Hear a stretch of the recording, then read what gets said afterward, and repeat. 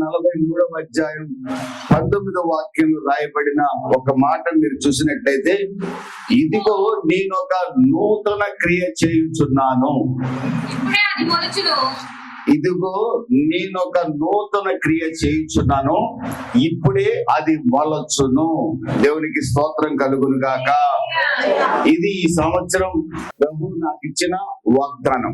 పరిశుద్ధ గ్రంథంలో 8,810 వాగ్దానాలు ఉన్నాయని బైబిల్ పండితులందరూ ఒక అభిప్రాయానికి వచ్చారు. అందులో 7,000 వాగ్దానాలు దేవుడు మానవుడికి చేసినవి. 991 వాగ్దానాలు ఒక పెద్ద ప్రవక్త తన క్రింద ఉన్న వారికి చేసిన వాగ్దానాలు. ఒక 2-3 వాగ్దానాలు దేవుడు తన ప్రియ కుమారుడికి చేసిన వాగ్దానాలు. ఈ విధంగా 8,810 వాగ్దానాలు పరిశుద్ధ గ్రంథంలో ఉన్నాయి. ఈ వాగ్దానాలన్నీ కూడా మీ సొంతం. ఈ వాగ్దానాలన్నీ అవును ఆమేన్ అన్నట్లుగా యేసుక్రీస్తునందు ఉన్నవి. ఎందుకు దేవుడు మీ పక్షంగా నా పక్షంగా వాగ్దానాన్ని నెరవేరుస్తాడంటే తన నామ మహిమ కొరకు. చప్పట్లు కొట్టి ప్రభు నామాన్ని కనపరుచుకుందాం. హల్లెలూయా. వాగ్దానం నెరవేరిస్తే మీరు దేవుణ్ణి గణపరుస్తారనే ఆశతో, మీ పిల్లల్ని అభివృద్ధి చేస్తారని దేవుడు వాగ్దానం చేస్తే, మీ పిల్లల్ని దేవుడు అభివృద్ధి చేస్తే మీరు దేవుణ్ణి గణపరుస్తారన్న నమ్మకంతో, మిమ్మల్ని స్వస్థపరుస్తానని దేవుడు వాగ్దానం చేస్తే మీరు స్వస్థత పొందుతారు. ఎందుకు ఆయన స్వస్థపరుస్తాడంటే మీరు దేవుణ్ణి ఘనపరుస్తారనే నమ్మకంతో. మనం అన్యాయస్తులమైన, మనము నమ్మదగిన వారము కాకపోయినా దేవుడు నమ్మదగిన వాడు. దేవునికి స్తోత్రం కలుగును గాక. హల్లెలూయా. ఆయన పని ఏంటంటే మన పక్షంగా వాగ్దానాలు నెరవేర్చడమే ఆయన పని. చప్పట్లు కొట్టి ప్రభు నామాన్ని కనపరుచుకుందాం. హల్లెలూయా. వాగ్దానాలు నెరవేర్చడమే ఆయన పని. ప్రియమైన దేవుని బిడ్డలారా, ఇప్పుడు మీకు రాత్రి వాగ్దానాలు ఇచ్చి ఉంటారు. ఈ రోజు కూడా మీకు వాగ్దానాలు మరలా కొన్ని మీరు తీసుకుంటారని నమ్ముతాను. రాత్రి నేను ఒక చర్చికి వెళ్తే కూడా ఒక వాగ్దానం నాకు ఇచ్చారు, నా బైబిల్లో ఉంది. అలా కాకుండా మీరు ప్రార్థన చేసి ఇది నా వాగ్దానం అని మీరు ఇంటి దగ్గర కూడా కొన్ని వాగ్దానాలు పొందారు. మీ జీవితంలో నెరవేరి నూతన క్రియ మీ జీవితంలో ప్రారంభం కావాలంటే, మీ జీవితంలోనైనా, మీ పిల్లల జీవితంలోనైనా, మీ కుటుంబ జీవితంలోనైనా ప్రారంభం కావాలంటే 3 ప్రాముఖ్యమైన లక్షణాలు మీతో నేను పంచుకుంటాను. మొట్టమొదటిది, నూతన క్రియ మీ జీవితంలో ప్రారంభించాలి దేవుడు అనుకుంటే మనల్ని మనము పరిశుద్ధపరచుకోవాలి. దేవునికి స్తోత్రం కలుగును గాక. హల్లెలూయా. మనల్ని మనము పరిశుద్ధపరచుకోవాలి. బైబిల్ సెలవిస్తున్న మాట ఏమిటి అంటే, పాపము సకల నాశనాలకి కారణం. రోమీలకు రాసిన పత్రిక 6వ అధ్యాయం 23వ వాక్యం రాయబడిన మాట, పాపం వల్ల కలుగు జీతము మరణం. అంతకంటే భయంకరమైనది మరొకటి లేదు. నేను పాపిని కాదు అనుకుంటే బైబిల్ చెప్తున్న మాట రోమా 3:23 ప్రకారం ప్రతి ఒక్కడు పాపము చేసి దేవుడు అనుగ్రహించు మహిమను కోల్పోయాడు అని చెప్తుంది. అదే రోమా 3:10, 11, 12లో చెప్తుంది, నీతిమంతుడు లేడు, ఒక్కడు లేడు, ప్రతి వాని నోరు లేదా గొంతుక తెరిచిన సమాధి. ఈ రోజున నేను పాపిని కాదని ఎవడైనా అనుకుంటే, వెనకటి రోజుల్లో గొంగళి అని ఉండేది, దాన్ని వెంట్రుకలతో చేసేవాళ్ళు, గొర్రె బొచ్చుతో చేసేవాళ్ళు. దాంట్లో కూర్చొని ఒకడు అన్నం తింటున్నాడంట, ప్లేట్లో తింటలేదంట, అన్నం గొంగళిలో వేసుకొని తింటున్నాడట. తింటూ వాడు అన్నం తింటలేదంట ఎంతసేపటికి కూడా. నాలాంటి వాడు అడిగితే అంటాడంట, వెంట్రుకలు ఏరుతున్నాను అంటున్నాడంట. అరే నువ్వు తినేదే బొచ్చుతో తయారు చేసిన గొంగళ్ళు అన్నం తింటా, ఆ గొంగళంతా కూడా, ఆ దుప్పటంతా కూడా గొర్రె బొచ్చే కదా. ఇక అందులో నువ్వు వెంట్రుకలు వేరేది ఎప్పుడు, వెంట్రుకలు ఏరేది ఎప్పుడు, అన్నం తినేది ఎప్పుడు? ఆ గొంగళంతా వెంట్రుకలే కదా. ప్రియమైన దేవుని బిడ్డలారా, ఎవడైనా నేను పాపిని కాదనుకుంటే గొర్రె బొచ్చుతో చేసిన గొంగళిలో ఆహారం తినేవాడితో సమానం. నీతిమంతుడు లేడు, ఒక్కడు లేడు. మనందరము దౌర్భాగ్యులము, అనీతిమంతులు. ప్రియమైన దేవుని బిడ్డలారా, పాపము నాశనాన్ని కలగజేస్తుందనే మాట వాస్తవం. రోమ 5:12 ప్రకారం ఒక్క మనుష్యుడి ద్వారా పాపం ఈ లోకంలోకి వచ్చింది, మరణం ఈ లోకంలోకి వచ్చింది. ఒకే ఒక మనుషుడు, ఎవరో తెలుసా? మన పితరుడైన ఆదాము. ఈ పాపం ఎంత భయంకరమైందో మీకు ఒక మాటలో చెప్పాలంటే, యెహోషువ గ్రంథం 7వ అధ్యాయం 1-2 వాక్యాలు కనుక మీరు చూసుకున్నట్లయితే, అక్కడ ఆకాన్ అనేవాడు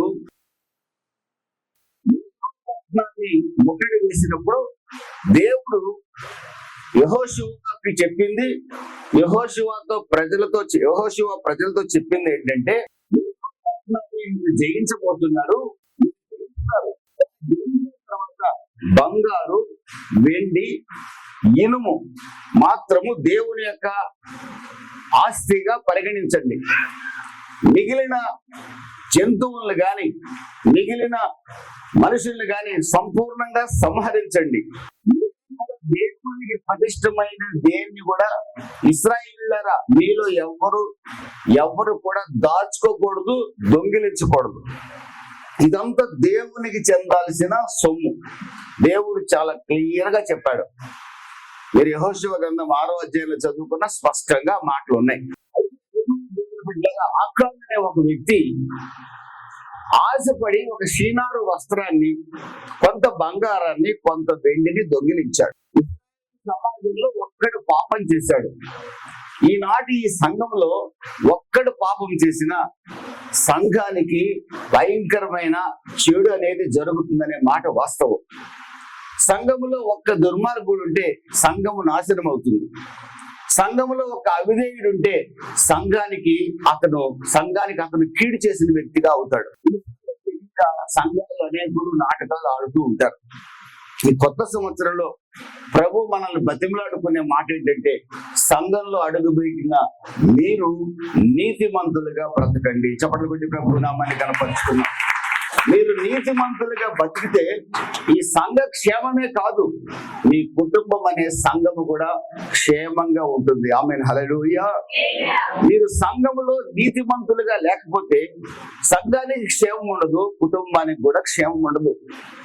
ఆకాను శపితమైన దానిలో కొంత తీసుకొని దాచుకోవటం వల్ల పెద్ద పెద్ద గోడలున్న పట్టణాన్ని జయించిన ఇశ్రాయేలీలు చిన్న పట్టణం ఓడిపోయారు. పాపం ఏం చేస్తుంది తెలుసండి? మీ జీవితంలోనైనా నా జీవితంలోనైనా ఓటమికి కారణం పాపం. విజయం సాధించాలి. చెప్పటువంటి ప్రభు నామాన్ని కనపరుచుకున్నాం. Victory is yours. విజయం నీది. ఆ విజయం నువ్వు పొందాలంటే నువ్వు ఎక్కడ ఓడిపోయావో, ఏ పాపం వల్ల ఓడిపోయావో జ్ఞాపకం చేసుకొని ఈ రోజు పరిశుద్ధపరచబడితే 2025 సంవత్సరం అంతా నీది నాదే. దేవునికి స్తోత్రం కలుగునుగా. హల్లెలూయా.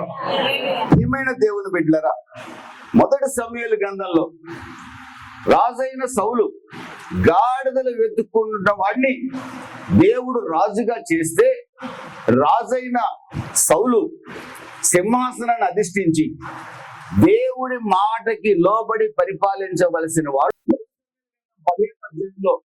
అమాలేకీయుల విషయంలో దేవుని మాటకు విరుద్ధంగా కార్యము చేశాడు. ఈరోజు కుటుంబాలు చిన్నాభిన్నం కావడానికి కారణం పాపం.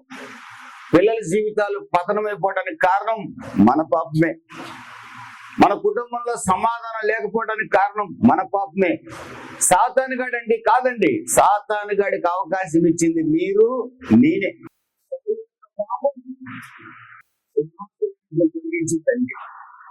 చివరికి ఎంత ఘోరమైన మరణమో తెలుసండి.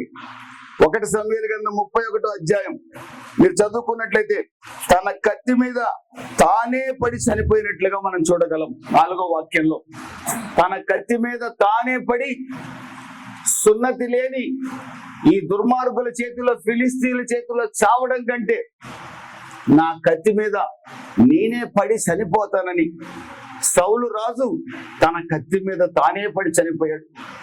పాపం భయంకరమైందండి. ఆ పాపం వల్ల ఆ రోజు జరిగిన మరొక నాశనం ఏంటి తెలుసా?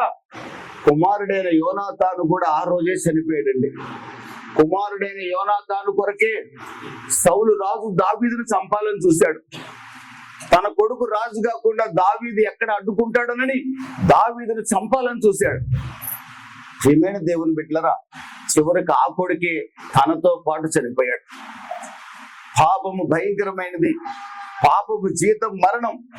ఈ పాపం నుంచి విడిపించబడే ఒకే ఒక మార్గం మీ కొరకు అమూల్యమైన రక్తాన్ని చిందించిన యేసుక్రీస్తునందు విశ్వాసం ఉంచి పాపం చేయకుండా పరిశుద్ధమైన జీవితం జీవించడమే నాశనం నుండి మిమ్మల్ని నన్ను తప్పిస్తుంది. దేవునికి స్తోత్రం కలుగునుగాక. హల్లెలూయా.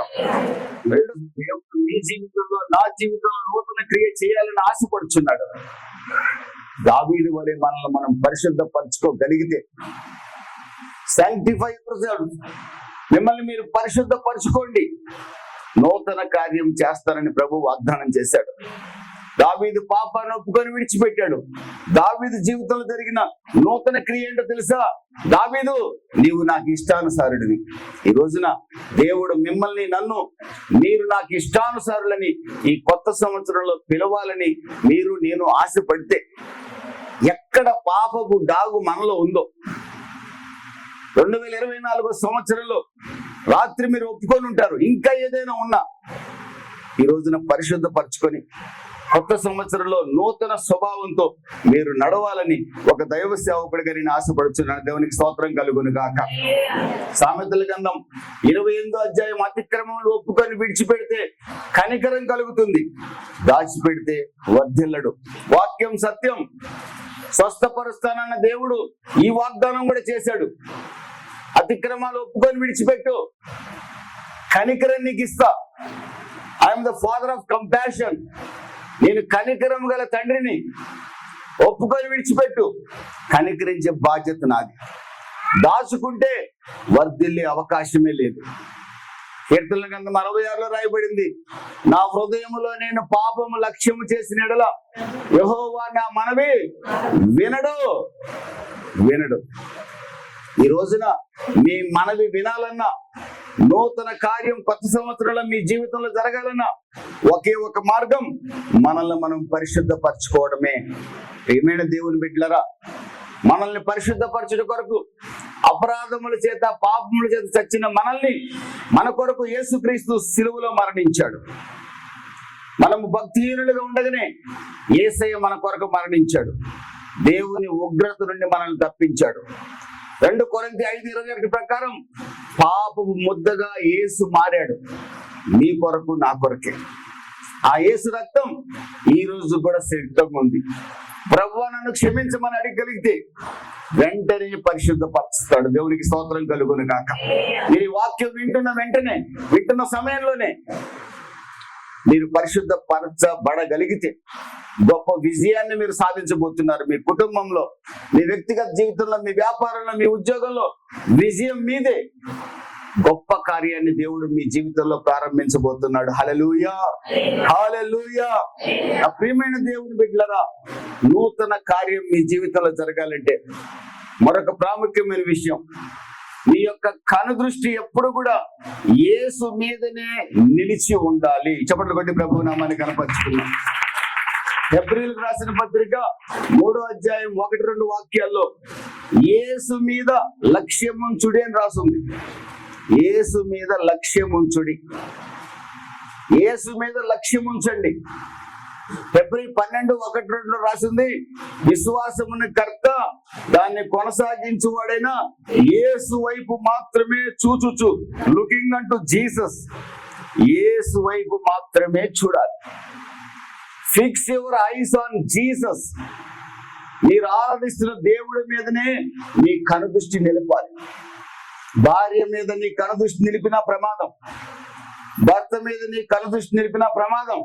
కాపురాలు చేయండి, పిల్లల్ని కనండి, పెంచండి, కానీ మీ ఆధారం యేసు మాత్రమే. దేవునికి స్తోత్రం కలుగును గాక. హల్లెలూయా. తన సైన్యం మీద తన దృష్టి నిలుపుల. లక్షల సైన్యం ఉంది, నా సైన్యం నన్ను కాపాడుతుంది అనుకోలా. 2 దినవృత్తాంతాలు 20:12 దేవుని సన్నిధికి వచ్చి, నాకు లక్షల సైన్యం ఉన్నది ప్రభువా, కానీ నేను నా సైన్యం మీద ఆధారపడదలుచుకోలా. ఇశ్రాయేలు దేవా, పరాక్రమశాలి, నీ మీద నేను ఆధారపడుతున్నాను, నీవే నాకు దిక్కు, నీవే నాకు దిక్కు. ఎప్పుడైతే దేవుని మీద తన కనుదృష్టి నిలిపాడో విజయం సాధించాడు. దేవునికి స్తోత్రం కలుగునుగా. హల్లెలూయా. వేదన లోయ స్తుతి లోయగా మారింది.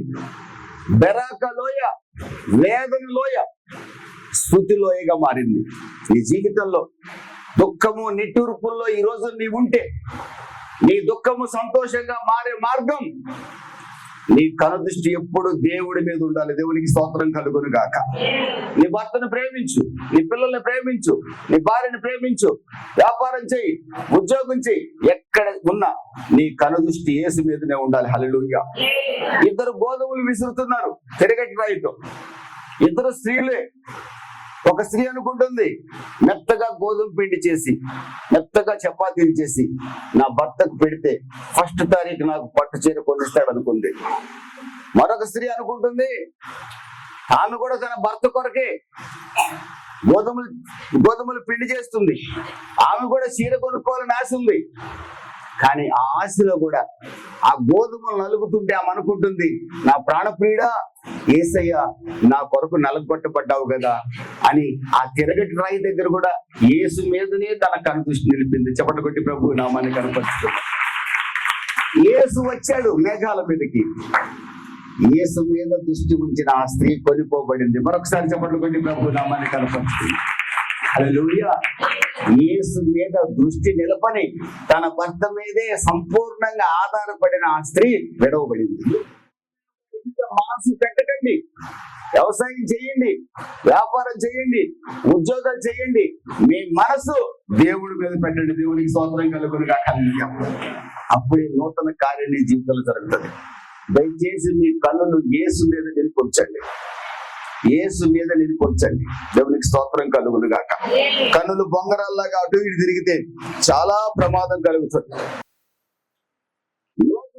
సొదొమ నాశనం అవుతుంటే దేవుడు చెప్పినట్టుగా ముందుకే సాగకుండా వెనుదిరిగి చూసిందండి. సొదొమ మీద తన కనుదృష్టి మరలా తిరిగి నిలిపింది.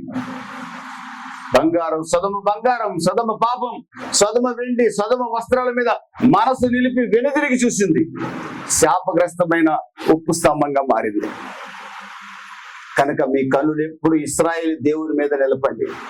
మీ కొరకు ప్రాణం పెట్టి తిరిగి లేచిన యేసు మీదనే మీ కనుదృష్టి నిలుసును గాక. దేవునికి స్తోత్రం కలుగును గాక. హల్లెలూయా. నా ప్రియమైన దేవుని బిడ్డలారా, 3వది చివరిది నుంచి ముగిస్తాను. Forget the past. గతాన్ని మర్చిపోండి, గతాన్ని మర్చిపోండి. పొరపాటును కూడా మీరు గతాన్ని జ్ఞాపకం చేసుకోవద్దు.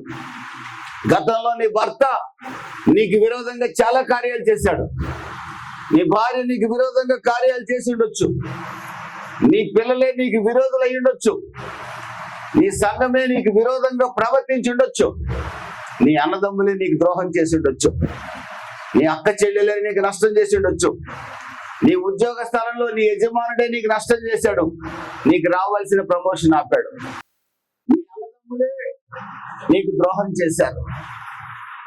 ఏది జరిగినా నూతన కార్యం మీ జీవితంలో జరగాలంటే చాలా జాగ్రత్త గుర్తుపెట్టుకోండి.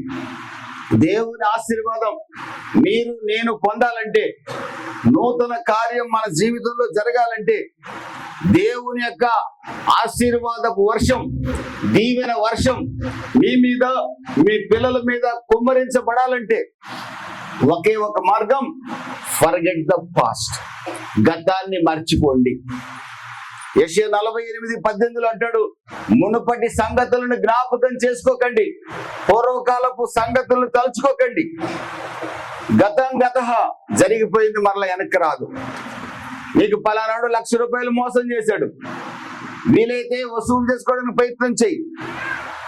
లేదు అంటే మరచి దాని గురించి వేదన పడకుండా, వేదన పడి దేవుడికి దూరం కాకుండా, పాస్టర్ గారు ₹1,00,000 అప్పు కొట్టాడండి పలానాడు, అసలు యేసు ప్రభు ఉంటే నాకు ₹1,00,000 వాడు ఎందుకు ఇవ్వడండి అంటున్నాడు. యేసు ప్రభుని అడిగిచ్చావు అప్పు, ₹2 వడ్డీ వస్తుందని ఇచ్చావు దుర్మార్గంగా. నువ్వు యేసు ప్రభుని అడిగిచ్చావు అప్పు, ఇవ్వలా. ఒక మార్గాన్ని మనకు చూపిస్తున్నాడు. ఒకవేళ అలాంటి పొరపాట్లు మన జీవితంలో ఏమైనా పొరపాటు చేసి ఉంటే మీరు మర్చిపోండి, పరిశుద్ధపరచుకోండి, ప్రార్థించడం ప్రారంభించండి, యేసు మీద కనుదృష్టి నిలపండి. అలాంటి దుర్మార్గుల్ని నా ప్రభు మార్చుటకు శక్తి గలవాడు. చెప్పండి, ప్రభు నామాన్ని కనపరుచుకున్నాం. హల్లెలూయా. దేవుడు ఎంత ఘోర పాపని క్షమించగలడు. కానీ దేవుని మీద నీ కనుదృష్టి ఉంటే నీకు నష్టం చేసిన వాళ్ళు కూడా నీ కాళ్ళ దగ్గర పడేస్తాడు. దేవునికి స్తోత్రం కలుగును గాక. నిన్ను అవమానించిన వారు నీ చేతులు పట్టుకొని క్షమాపణ అడిగేటట్టుగా నా దేవుడు చేస్తాడు. ఎప్పుడంటే నువ్వు పరిశుద్ధపరచుకున్నప్పుడు, హల్లెలూయా. నీ కన్నులు యేసు మీద ఉంచినప్పుడు, హల్లెలూయా. వాళ్ళ మీద నీకున్న పగ తీసివేసుకున్నప్పుడు. Forget the past. గతంలో మనం చాలా మందిని ఇబ్బంది పెట్టాం. మీరు చాలా మందిని ఇబ్బంది పెట్టారు. మిమ్మల్ని చాలా మంది ఇబ్బంది పెట్టారు.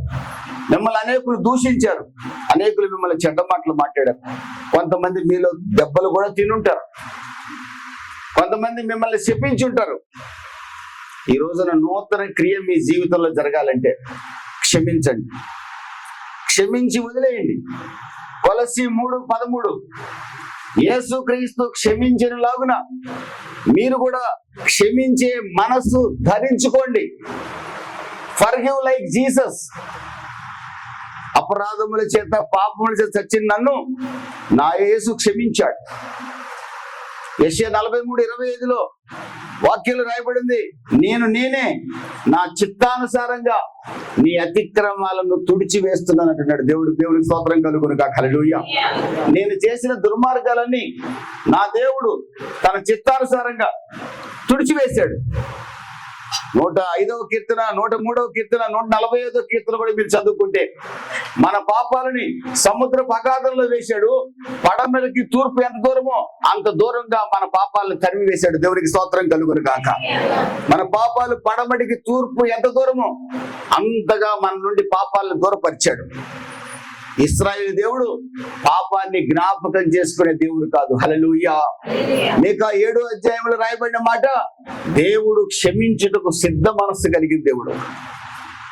ఎంత ఘోర పాపనైనా నశించిన దానిని వెతకి రక్షించడానికి వచ్చిన యేసు ఎంత ఘోర పాపనైనా క్షమించగలిగిన వాడు. దేవునికి స్తోత్రం కలుగును గాక. ప్రియమైన దేవుని బిడ్డలారా, ఒకే ఒక మార్గం క్షమించడం. తనను సిలువ వేసిన వారిని సైతం క్షమించాడు యేసు. క్షమించడం అలవాటు చేసుకోండి. కొంతమంది ఏం చేస్తారో తెలుసా, నేను ఆ రోజు నా పాపం చేయకుండా ఉంటే నా జీవితం బాగుండేది అని బాధపడే వాళ్ళు ఉంటారు.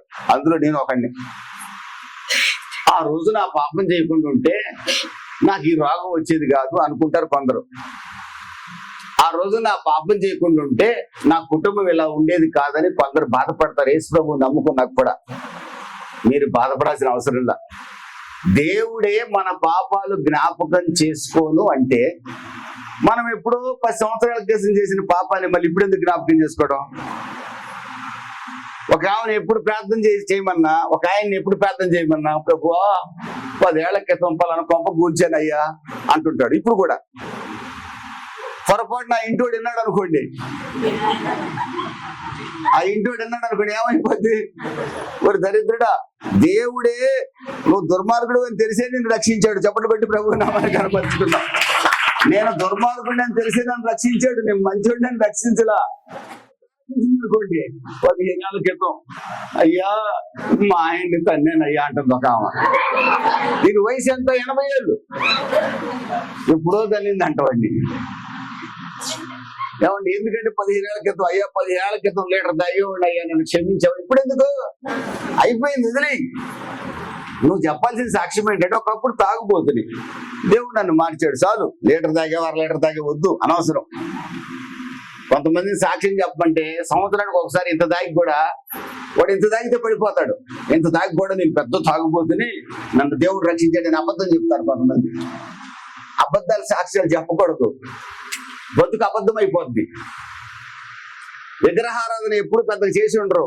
ఎప్పుడో ఒకసారి ఎవరో పెట్టమని దండం పెట్టుంటాడు ఒకడు.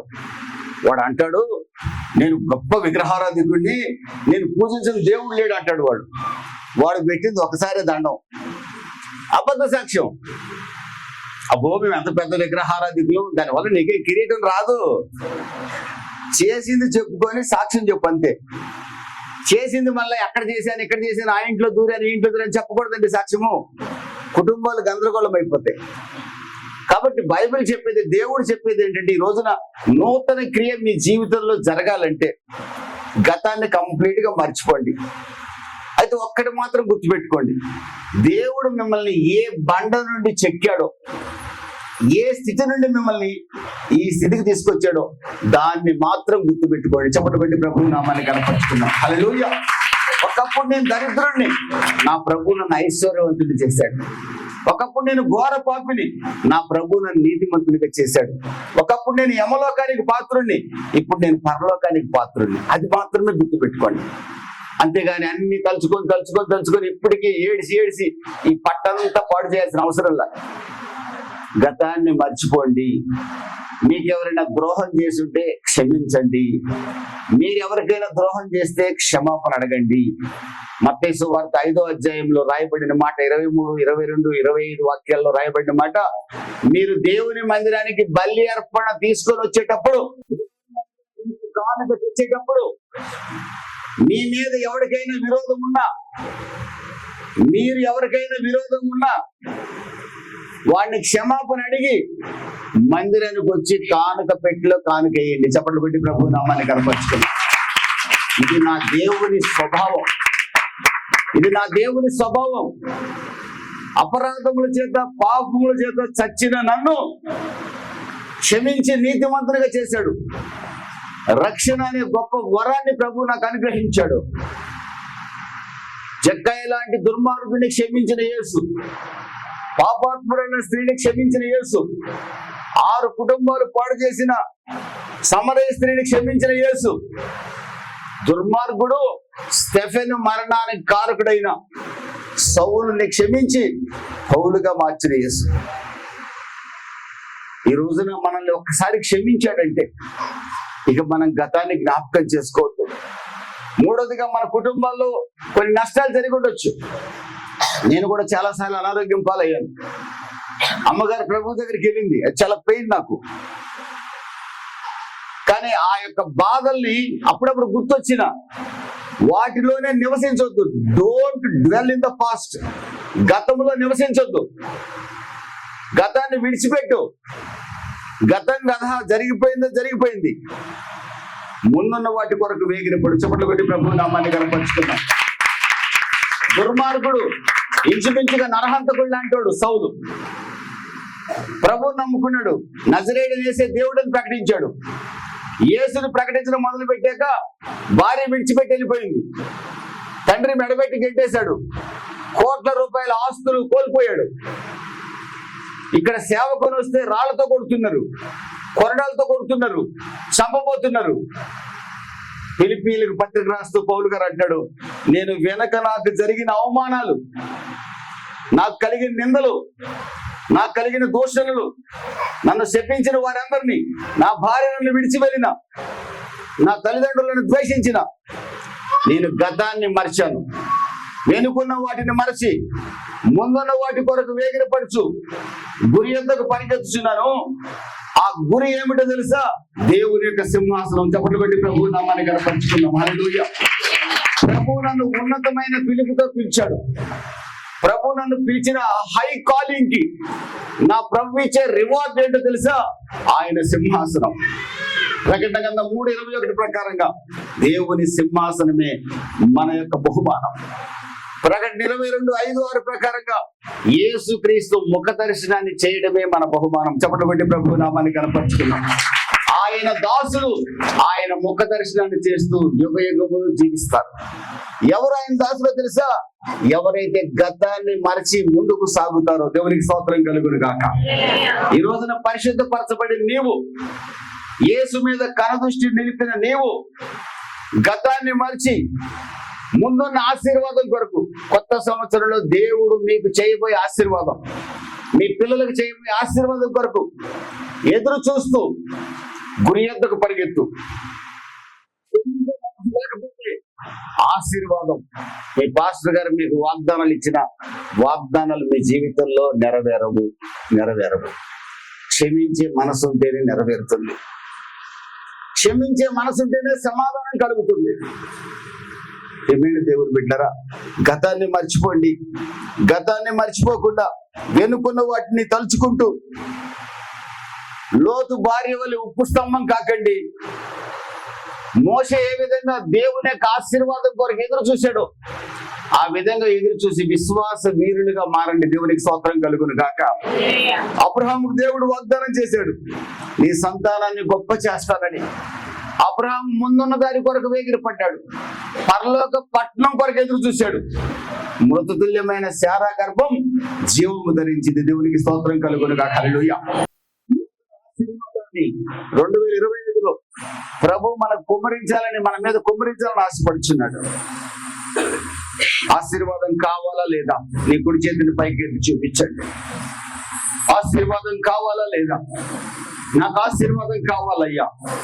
నూతన క్రియ నా జీవితంలో జరగాలయ్యా. నా పిల్లల జీవితంలో జరగాలయ్యా. నా కుటుంబ జీవితంలో జరగాలయ్యా. నేను ఆశపడుచున్నాను ప్రభువా, నూతన క్రియ మీరు జరిగించండి.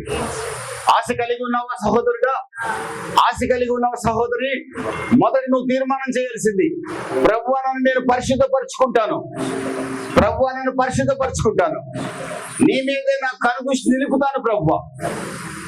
నా గతం అది మంచిదైనా చెడ్డదైనా ఏమైనా నేను జ్ఞాపకం చేసుకోను ప్రభువా. ముందున్న దాని కొరకు పరిగెడతాను. నీ బహుమానం కొరకు పరిగెడతాను. నీ ఆశీర్వాదం కొరకు పరిగెడతాను. నీ సింహాసనం కొరకు పరిగెడతాను. తీర్మానం చేస్తావా? తీర్మానం చేస్తావా?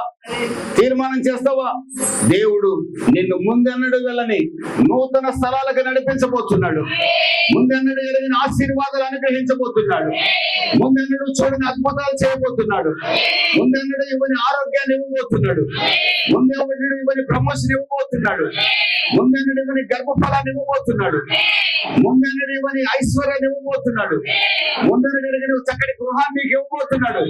ఆమేన్. హల్లెలూయా, హల్లెలూయా, హల్లెలూయా, హల్లెలూయా.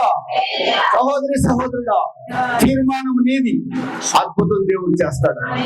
తీర్మానం నీది, అద్భుతం దేవుడు చేస్తాడు. దేవుడు మీ పక్షంగా గొప్ప కార్యం చేయబోతున్నాడు. దేవుడు మీ పక్షంగా గొప్ప కార్యం చేయబోతున్నాడు. దేవుడు మీ పక్షంగా గొప్ప కార్యం చేయబోతున్నాడు.